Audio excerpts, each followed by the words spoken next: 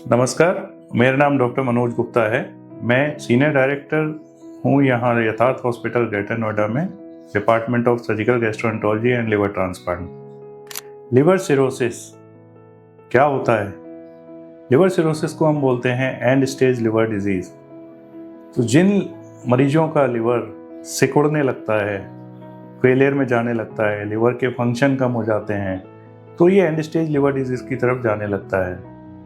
तो इस liver cirrhosis को, जिसमें कि लिवर सिकुड़ के हार्ड हो जाता है, उन मरीजों को सिम्टम्स धीरे धीरे आने लगते हैं। तो शुरुआती दौर में अगर हम देखें तो इन मरीजों को सिम्टम्स नहीं होते, पर जैसे जैसे ये डिजीज़ एडवांस होती है तो मरीज को थकान रहने लगती है, भूख का लगना कम हो जाता है, और एडवांस होता है तो पैरों पे स्वेलिंग आने लगती है, पेट में पानी आने लगता है, जॉन्डिस आने लगता है, वॉमिटिंग और लैट्रिन में ब्लड आने लगता है, काले रंग की लैट्रिन आती है, या फिर बेहोशी आने लगती है।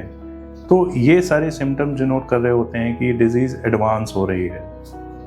बट अर्ली स्टेज में अगर इस बीमारी का पता लगता है, तो अगर हम इसकी वजह, जिस वजह से ये लिवर डैमेज हो रहा है, उस पर अगर हम ध्यान दें तो इस बीमारी का क्योर भी पॉसिबल है। जैसे कि क्यों होता है ये लिवर सिरोसिस? लिवर सिरोसिस की अगर हम मेन वजह जानना चाहें तो शराब, अल्कोहल का सेवन, जो हम देखते हैं इंडिया में सबसे ज़्यादा कॉमन अल्कोहल का सेवन की वजह से लिवर डैमेज होता है।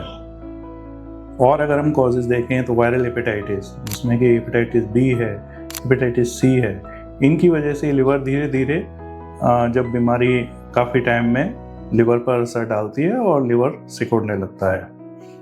आगे की कुछ और वजह जैसे ऑटोइम्यून डिसऑर्डर हैं, या फिर नैश रिलेटेड, जिनमें कि मेटाबॉलिक डिसऑर्डर अगर किसी पेशेंट को हैं, तो उन लोगों को ये प्रॉब्लम बढ़ती है। जिसमें कि अगर डायबिटीज़ है, अगर थायराइड है, ब्लड प्रेशर है, मोटापा है शरीर में, तो उन मरीजों को ये प्रॉब्लम फैटी लिवर से एडवांस होते होते लिवर सिरोसिस की तरफ जाती है। तो एक और प्रॉब्लम जो अमूमन हम देखते हैं, लिवर सिरोसिस जो धीरे धीरे एडवांस होते होते लिवर फेलियर की तरफ जाता है, या फिर कुछ मरीजों को लिवर सिरोसिस में लिवर के अंदर गांठें डेवलप होने लगती हैं, लिवर ट्यूमर बनने लगता है।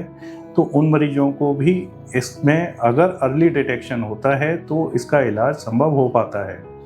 तो जिनमें कि अगर अर्ली स्टेज में पता लगता है, एडवांस टेस्टिंग करके, एडवांस क्रॉस सेक्शनल इमेजिंग जैसे कि सीटी स्कैन, एमआरआई, इनकी मदद से इनको अर्ली टाइम पे अगर हम पकड़ पाते हैं तो इनका ट्रीटमेंट अच्छे से पॉसिबल हो पाता है।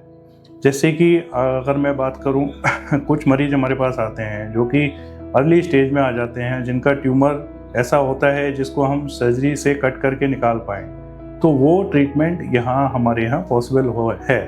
अगर यही प्रॉब्लम अगर एडवांस डिजीज़ में, अगर सिरोसिस एडवांस हो चुकी होती है, लिवर फेलियर स्टेज में जा चुका होता है, वहाँ अगर लिवर का ट्यूमर आ रहा है, तो ऐसे पेशेंट को फिर लिवर बदलने की ज़रूरत होती है, जिसको हम लिवर ट्रांसप्लांट बोलते हैं। तो जैसा मैंने बताया, हर मरीज को लिवर ट्रांसप्लांट की ज़रूरत नहीं होता।